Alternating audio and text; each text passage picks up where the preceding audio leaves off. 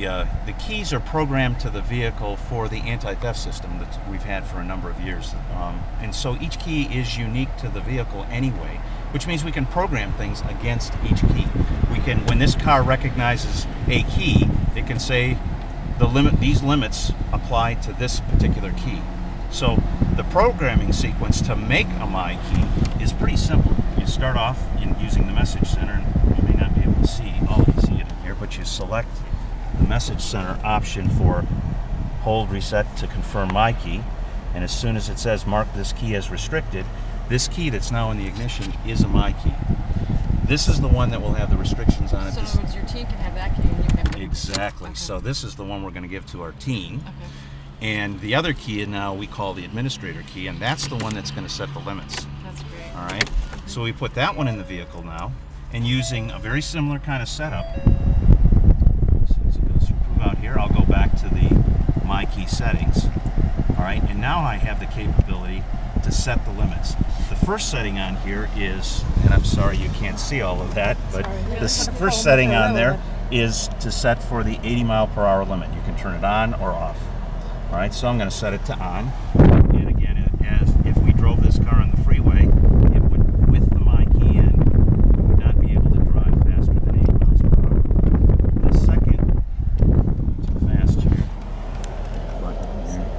The second setting we have allows us to set a tone at either 45, 55, or 65 miles an hour.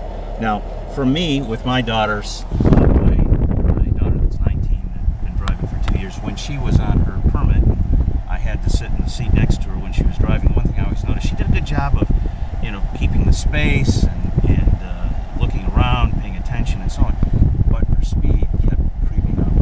She just started feeling a bit more comfortable, relaxed. The speed just kept going up right. You didn't notice. So I was sitting there saying, Katie, gotta watch your speed.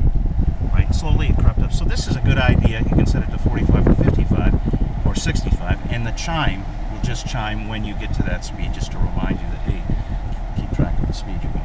Right? So this is before that speed, right? It's right at 45 or 55 or 65 miles an hour. So as you're driving, if it's set to 45, if you're under 45, you won't get a chime.